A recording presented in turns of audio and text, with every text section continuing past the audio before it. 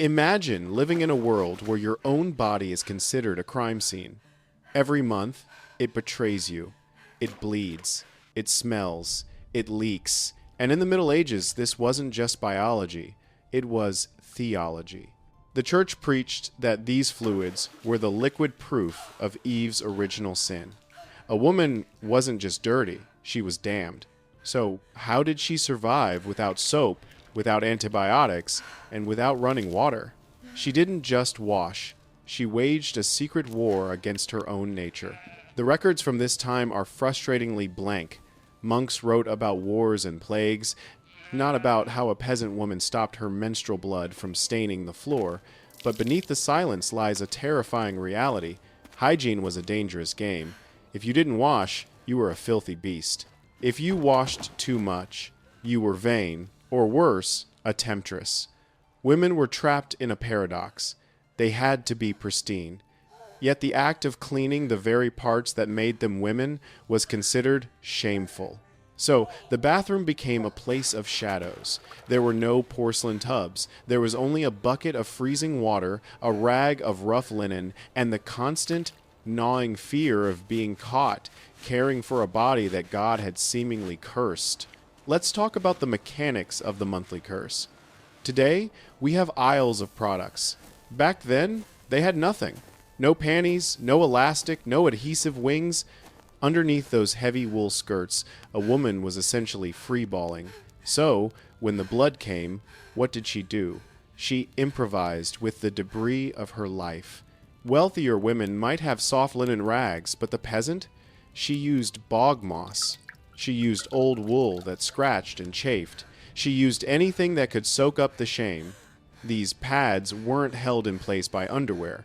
They were held by friction, by a makeshift belt, or simply by the way a woman walked. Imagine the physical discipline required to move through a day of hard labor harvesting wheat, carrying water while holding a blood-soaked rag between your thighs purely with muscle tension. One slip, one wide step, and the evidence would slide down your leg. The humiliation would be absolute.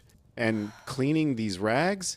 That was a covert operation. You couldn't just hang bloody cloths on the washing line for the village to see.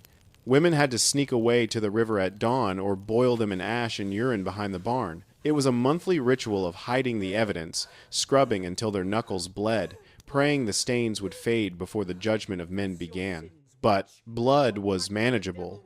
Infection was the real killer. In a world without germ theory, an itch wasn't just an itch, it was a womb demon. A discharge wasn't bacteria, it was a bad humor. And the cures? They were often worse than the disease. Women were desperate. They would try anything to stop the burning and the smell that could mark them as unclean. They turned to the pantry. Vinegar was the medieval antiseptic diluted and dabbed on raw, irritated skin. It stung like fire, but pain was better than the alternative. If that didn't work, they brought out the heavy artillery, burnt alum. This mineral powder was a powerful astringent, used to tighten and dry. Imagine applying a caustic powder to the most sensitive skin on your body. It burned, it blistered, but it stopped the leaking. And if the physical pain wasn't enough, there was the psychological terror. A woman with an infection wasn't seen as sick. She was seen as sinful. Had she slept around? Had she failed to pray? The body was a moral compass, and illness pointed straight to hell. So, she suffered in silence, applying acid to her own flesh, hoping to burn away the sin before anyone smelled it. When the vinegar failed and the alum burned too much, where did she turn? Not to the doctors. Medieval physicians were men who learned from books and wouldn't touch a woman's privates with a 10-foot pole. No, she turned to the mother of herbs, mugwort. This unassuming plant with silver-backed leaves grew in every ditch, and it was the secret weapon of the medieval woman. Mugwort was boiled into teas, stuffed into sachets, or burned as incense. It was believed to regulate the cycle and banish the demons of cramps. Then there was pennyroyal, toxic in high doses but used desperately to bring down the flowers, a euphemism for inducing a period, or an abortion. These women were practicing amateur pharmacology with plants that could heal them or kill them, but this knowledge was dangerous.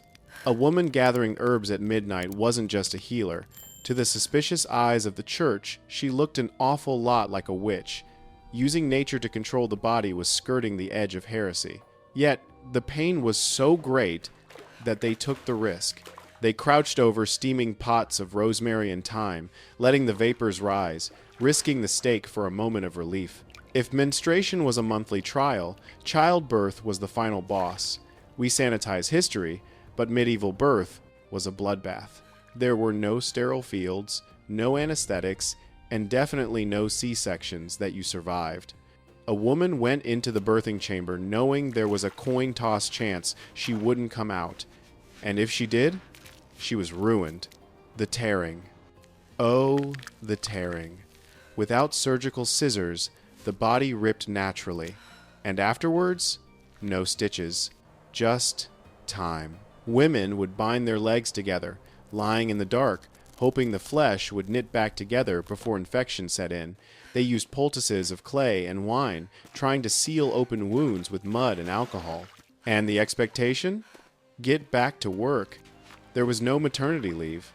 A peasant woman was expected to be up and churning butter or spinning wool within days, standing on legs that trembled, bleeding into her rags, her body screaming in protest. The lying-in period was a luxury for the rich. For the poor, survival meant ignoring the pain until you collapsed. Now, let's address the elephant in the room: sex. Or rather, the consequences of it. Syphilis wouldn't ravage Europe until the late 15th century, but gonorrhea and other venereal taints were alive and well. And who got the blame? The woman. Always the woman. If a husband brought home a disease from a brothel and infected his wife, the narrative twisted. She was the one with the unclean discharge. She was the one rotting from the inside. The treatments were horrific. Mercury, arsenic, lead. Women were poisoning themselves to cure a disease they didn't ask for. They inserted wool soaked in wine and metallic salts, trying to scrub away the filth. The internal damage from these heavy metals was often fatal, leading to madness or organ failure years later. But the silence was absolute. To admit you had the burning piss or the great pox was social suicide. So, women rotted in secret. They masked the smell with sachets of lavender and rose, turning their bodies into walking tombs, perfumed on the outside, dying on the inside. In this landscape of pain, who were the heroes? It wasn't the priests muttering Latin. It wasn't the barber surgeons with their rusty knives. It was the midwives. These older women, often illiterate, were the guardians of female survival. They passed down knowledge that wasn't written in books. How to massage a belly to stop a hemorrhage, which moss stopped infection, how to mix a sleeping draught from poppy seeds. They were the underground resistance against female suffering. They did the dirty work that men refused to do. They reached into the blood and the mire to pull life out, or to ease death when it came. And for their trouble, they were often demonized.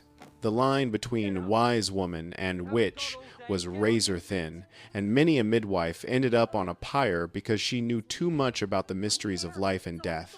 But women kept calling them, because when you are bleeding out on a straw mattress, you don't need a prayer. You need a pair of capable hands that aren't afraid of the dark. We look back at these women and we see victims, but look closer. You see engineers of survival. They built a system of care out of nothing but weeds and rags. They endured pain that would hospitalize a modern human, and they did it while raising the next generation and feeding the village. But let's not romanticize it. It was torture. It was a life of constant, low-level agony, punctuated by moments of terror. The purity that history books talk about was a performance, bought with the currency of female suffering.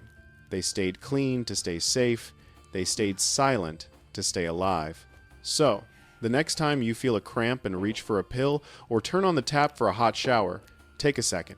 Feel the weight of that luxury. You are standing on a mountain of silent bones. These women didn't have a voice, but their bodies screamed. And if you listen closely to history, you can still hear the echo.